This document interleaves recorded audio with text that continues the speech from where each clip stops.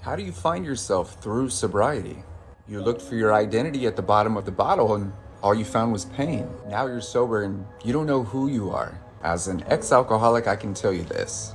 There's no going back to the version of you before you started drinking, because that version of you is the reason you started drinking. Nobody actually finds themselves in sobriety. They discover themselves in recovery. Recovery is healing all the reasons you thought alcohol was the best solution. That's also healing the emotional and physical trauma we caused to ourselves with alcohol. With every sip of water, you are healing a portion of you that needed poison. With every positive affirmation, you are healing a negative belief you used to drink more alcohol.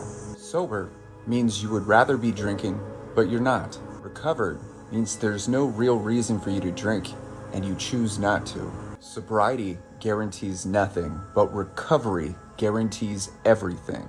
And that specifically includes how unstoppable you are, how powerful you've become. You are worthy of love, peace, and enlightenment, regardless of how willing you are to punish yourself with a poison.